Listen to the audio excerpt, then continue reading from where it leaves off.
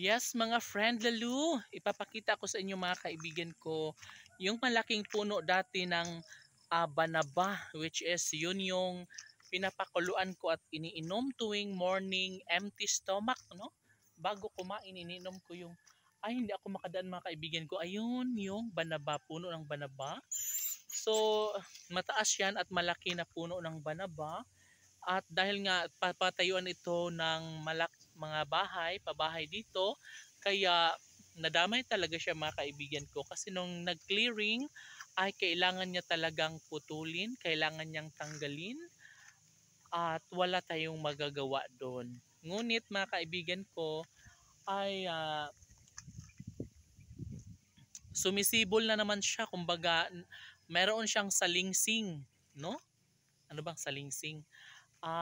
Basta sumisibol yung mga dahon, lumilitaw ulit. So from the puno, tapos biglang nagkadahon-dahon na naman. Pero syempre, pag pinagpapatuloy nitong pabahay nitong mga kaibigan ko ay mapuputol at mawawala pa rin yan. Kaya naman ay marami na akong mga kapitbahay dyan mga kaibigan ko na panay nila ang kuha dyan hanggang hindi pa masyadong nagalaw or hindi pa tuluyang nawala no ang pagsibol ng mga dahon dahil nga napapakinabangan pa rin nila hanggang ngayon mga kaibigan ko. Sana nga ay hindi na lang nila galawin ang puno no ng banaba dahil nga although naputol na mga ganito kalaking puno yun mga kaibigan ko, ganyan ganyang kalaki, ngunit pinutol nila and wala na tayong magagawa doon. Anyway mga kaibigan ko, ayan ready na pala ang mga buhangin natin mga kaibigan ko.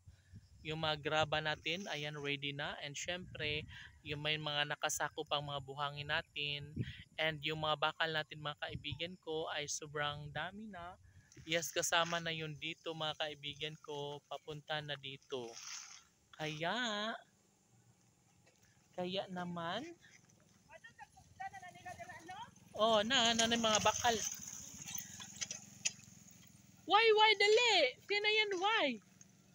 Kaya sobrang excited na ang lahat, pati yung aso kong alagang aso ay sobrang excited na.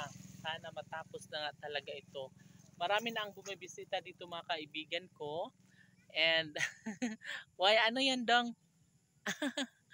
And yan, nais niyan lang mga kaibigan ko na sana ay matapos na nga ang pabahay dito sa relocation area. Oh my God!